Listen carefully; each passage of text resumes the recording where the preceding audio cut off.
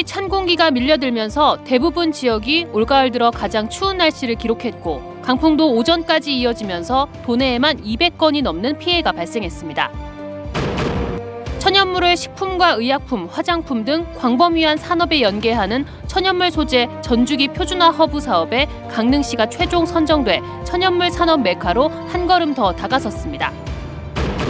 올해 설악산 단풍 관광객이 80만 명에 육박하면서 극심한 교통체증이 되풀이됐습니다. 설악동의 만성교통난을 해결하기 위해 관계기관이 머리를 맞대고 있습니다. 강원특별자치도법 개정으로 강원도에도 국제학교 설립 규정이 마련될 전망입니다. 강릉시 의회가 국제학교 조성을 강릉시에 제안했습니다.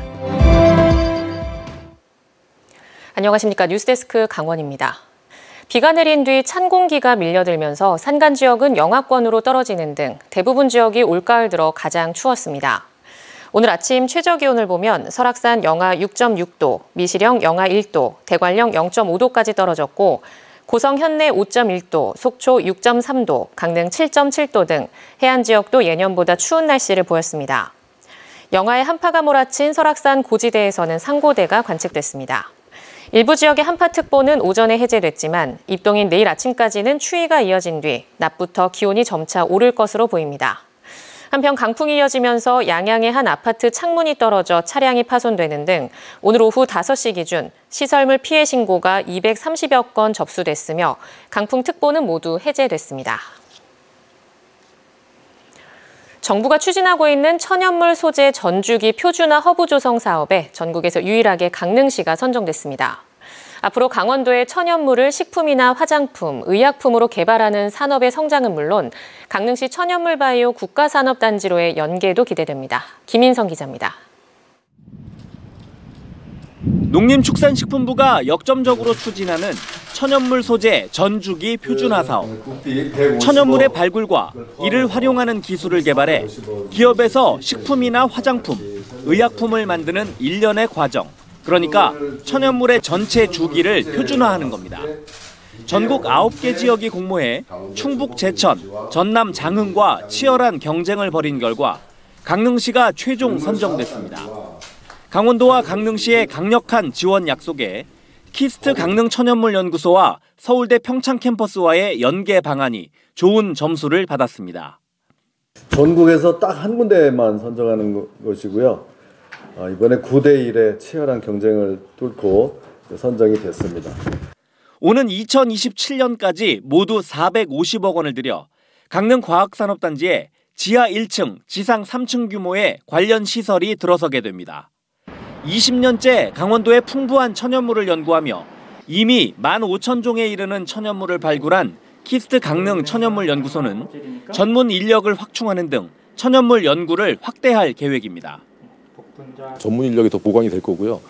이 전주기 허브에 전담할 수 있는 인력들을 저희가 또 채용을 해야 됩니다.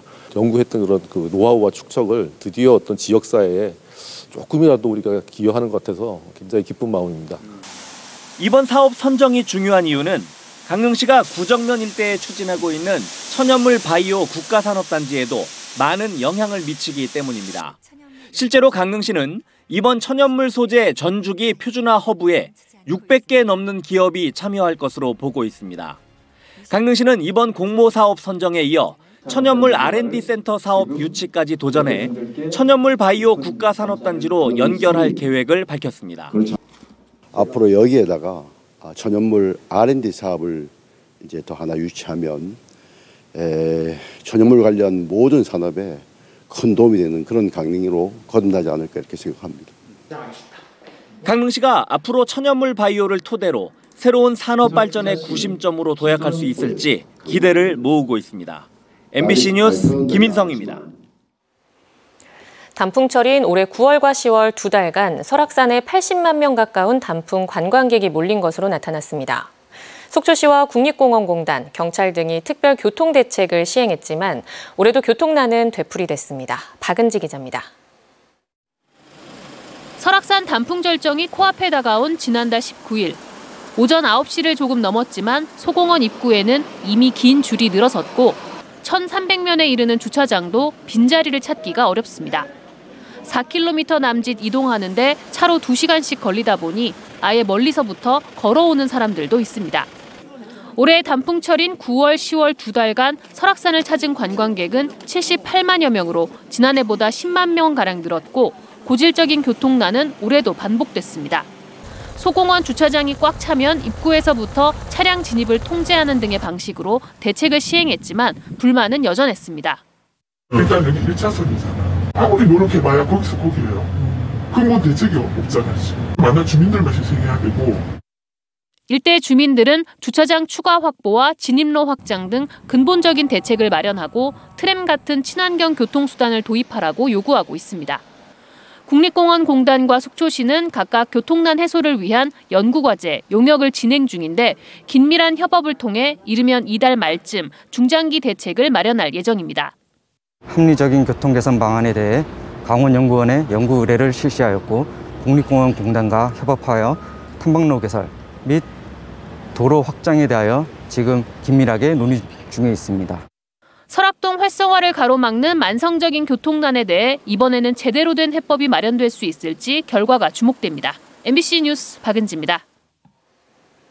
고성군의 한우 농가에서 럼피스킨병이 추가 발생했습니다. 강원자치도에 따르면 어제 오전 의심 증상을 보인 고성군 간성읍의 한우 농가에서 럼피스킨병이 최종 확진돼 도내 발생 농가가 6곳으로 늘었습니다. 해당 농장에서 사육하는 한우 66마리는 긴급 살처분됐으며 인근 10km 방역대 134개 농가 5,900여 마리에 대해 이동 제한과 집중 소독을 벌이고 있습니다. 방역당국은 백신 접종 후 항체가 형성되는 3주 후까지 안심할 수 없다며 철저한 관리와 신고를 당부하고 있습니다.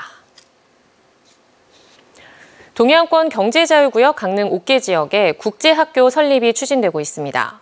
아직 구체화된 방안이 나온 건 아니지만 강릉시의회가 국제학교 조성을 강릉시에 공식적으로 제안했습니다. 이준호 기자가 취재했습니다. 강릉시 옥계면에 0.38제곱킬로미터 면적에 들어선 경제자유구역 산업지구입니다. 다음 달부터 분양이 시작돼 첨단 소재 등 기업 10여 곳이 차례로 입주하게 됩니다. 이곳에 국제학교를 설립하는 방안을 강릉시의회가 최근 강릉시에 제안했습니다. 시의회는 옥계지구에 국제학교가 조성되면 외국 기업과 자본이 유입될 것으로 기대합니다. 또 강릉의 교육 경쟁력이 커질 것이라고 전망했습니다. 시의회는 외부 연구기관에 용역을 맡겨 마무리 절차가 진행 중인데 구체적인 설립 방안이 도출됐습니다. 핵심 내용은 지역 출신 학생 비율이 30% 이상인 비영리 교육기관을 만드는 것입니다. 일반 외국인뿐 아니라 다문화 가정 자녀도 입학할 수 있도록 제한합니다. 공공성을 확보하기 위해서입니다. 시의회는 경제자유구역법에 따라 옥계지구의 국제학교 설립이 가능한 점도 이번 제안의 배경이라고 설명합니다. 강릉시 같은 경우는 경제자유구역법의 적용을 받을 수 있거든요. 그렇다 보니까 타시군보다는 훨씬 더 우선순위에 있다. 그래서 경쟁력이 있다. 이렇게 보여지고요. 다만 국제학교를 설립하려면 해결해야 할 과제가 적지 않습니다. 가장 큰 걸림돌은 재원 마련입니다. 외국의 우수한 학교 법인을 유치하기 위해서는 시설 부지 무상 제공 등이 필요합니다. 경제자유구역의 인센티브를 활용한 지역 경쟁력을 제공할 필요가 있겠다라고 하는 부분입니다. 그렇기 때문에 재정 확보가 우선적으로 필요하다. 강원도 내 다른 시군에서도 국제학교 설립 움직임이 있는 것도 부담입니다. 내년에 특별자치도법 개정으로 경제자유구역이 없는 지역도 국제학교 설립이 가능해지면 춘천과 원주시 등이 유치에 뛰어들 전망입니다. 국제학교나 외국 교육기관 설치는 동해 경제자유구역 쪽에서만 가능합니다. 그래서 춘천시는 강원특별자치도법 개정안에 글로벌 교육도시 내용을 담는 데 우선 주력하고 강원도의 여러 시군이 눈독 들이고 있는 국제학교가 어디에 들어설 수 있을지 관심이 모아지고 있습니다. MBC 뉴스 이준호입니다. 지역이 축소되고 지방이 소멸되는 시기, 지역을 살리기 위한 언론의 역할은 그만큼 더 중요해지고 있습니다. 독일의 경우 TV 수신료 개념의 방송 분담금을 지역 언론이 확보하는 길이 마련되면서 지역의 목소리를 낼 수 있는 탄탄한 언론 공영성을 마련하고 있습니다. 이병선 기자가 소개합니다. 제1공영방송연합체 아예대와 제2공영방송 제데프를 필두로 한 방송국, 그리고 350개 신문으로 구성된 독일 언론. 한국과 마찬가지로 인구 고령화로 인해 시청자, 구독자를 붙잡기도 버겁습니다. 타츠와 같이 지식인 독자층을 구축한 신문도 더 이상의 확장은 생각하지 못할 정도입니다. Dann leben wir eigentlich noch von der Vergangenheit. Weil wir haben die Abonnenten, die die gedruckte Zeitung abonnieren, die sind über 50 und älter im Allgemeinen. Die bezahlen dafür auch noch, weil sie es aus der Gewohnheit heraus tun, gutes Geld. 이런 가운데서도 9개 공영방송 연합체인 아예드는 입지가 확고합니다. 전국 어디서든 채널 1번에서 볼 수 있고 각 지역 방송국의 위상도 높습니다. 노르트라인 베스트팔렌주를 기반으로 한 BDR, 서부 독일 방송의 지사인 SN스튜디오의 시청률은 30%를 넘나듭니다. 여기에는 한국에서 흔히 TV 수신료로 불리는 이른바 방송 분담금의 역할이 큽니다. 매달 18.36유로, 우리 돈 25,000원가량으로 적지 않은 돈이지만 처음 정해질 당시에도 많은 시민들이 동의했습니다. Bei der Einführung der Rundfunkgebühren gab es, glaube ich, tatsächlich relativ wenig Gegenwind, weil in der derzeitigen Situation oder in der damaligen Situation den Menschen klar war, dass wir einen unabhängigen, gut bezahlten Journalismus brauchen, um auch die Redemokratisierung der Gesellschaft voranzutreiben. 반발과 논쟁도 있었습니다. 방송 분담금은 방송을 보는 것과 상관없이 집이 있는 사람이면 누구나 내야 합니다. 이 부분 때문에 많은 소송이 제기됐고 일부 주에서는 아예 분담금 인상안을 의회에 상정하기를 거부하기도 했습니다. 하지만 지난 2021년 연방헌법재판소는 공영방송이 방송 자유를 보장받기 위해 방송 분담금으로 재정을 조달하는 건 기본권에 속하기 때문에 주정부가 보장해야 한다는 취지로 방송 분담금을 인정했습니다. 이처럼 방송의 독립성에 집착하는 건 히틀러와 나치스가 벌인 언론 장악의 결과가 제2차 세계대전과 유대인 홀로코스트라는 참극으로 이어졌다는 반성 때문입니다. 1952년에 만들어져 지역 언론인을 지원하고 일반 시민들을 상대로도 지역 언론의 중요성을 교육하는 연방정치교육원 BPB가 정부 예산으로 운영되면서도 독립성을 유지하는 것도 같은 맥락입니다.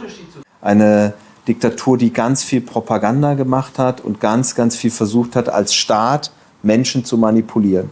Man hat also nach 1945 gesagt, nie wieder. Wir wollen nie wieder einen Staat haben, der seine Menschen manipuliert. Und das ist die Idee dieser Einrichtung. 방송의 공영성을 강화하면서도 지역세까지 고려하는 독일의 기조는 정권 교체기마다 파열음이 끊이지 않는 국내 환경에도 시사하는 바가 적지 않습니다. 베를린에서 MBC 뉴스 이병선입니다. 역대 최대 규모의 세수 결손으로 올해 1월부터 9월까지 강원도에 지급된 지방교부세가 1조 원 넘게 줄었습니다. 더불어민주당 김회재 의원에 따르면 올해 들어 9월까지 지방교부세는 모두 48조 2,773억 원으로 지난해 같은 기간보다 10조 1,331억 원 줄었습니다.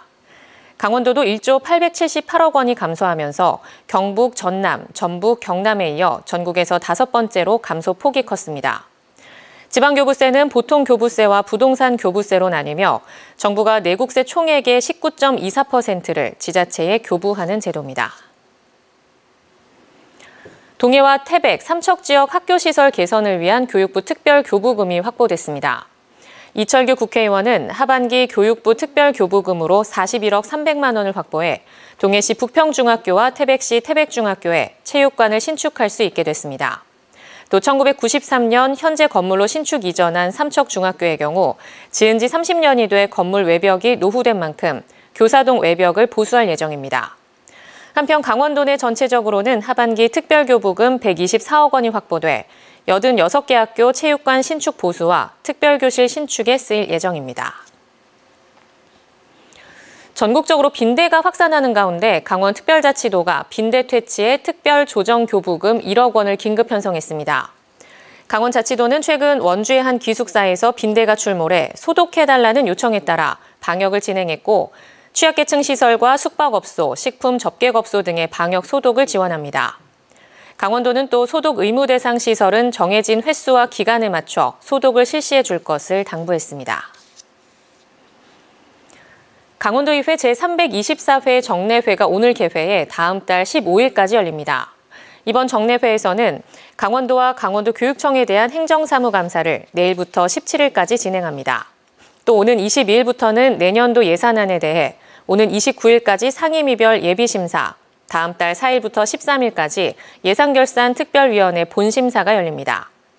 이 밖에 접경지역 개발 촉진 지원특위와 동계 청소년 올림픽대회 지원특위 등 각종 특별위원회도 열립니다. 강원자치도가 도내 등산 명소 50선을 선정했습니다. 도내 등산 명소 50선은 정선과 평창의 가리왕산 등산로 26.2km와 강릉의 대관령 옛길 15.4km, 태백과 삼척의 덕항산 등산로 13km, 속초와 양양의 설악산 등산로 17.3km 등입니다. 강원자치도는 등산 명소 50곳에 2026년까지 모두 80억 원을 연차적으로 투입해 등산로를 정비할 계획입니다. 건강보험 심사평가원이 발표한 5차 결핵 적정성 평가에서 강원도 내 3개 병원이 1등급을 획득했습니다. 1등급에 선정된 병원은 강릉 아산병원, 강릉 동인병원, 강원대병원으로 결핵균 확인 검사나 신속 감수성 검사, 결핵 환자 방문 비율 등 6개 항목에 걸쳐 종합평가 95점을 초과했습니다. 또 연세대학교 원주 세브란스 기독병원, 한림대학교 부속 춘천 성심병원 등 2개 병원이 2등급을 획득했고 춘천의 한 병원은 4등급으로 나타났습니다.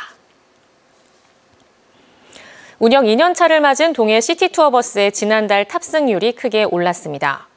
동해문화관광재단에 따르면 동해 시티투어버스 탑승률은 지난 8월 51.4%, 9월 44.3%를 보이다 지난달 75.8%까지 뛰었습니다. 동해시는 시티투어버스와 연계한 권역별 주요 관광지가 입소문을 타고 있고 문화관광 해설사가 함께 탑승해 관광지에 대한 이해도를 높인 것을 탑승률 증가 요인으로 분석하고 있습니다. 강원뉴스 마칩니다. 시청해주신 여러분 고맙습니다.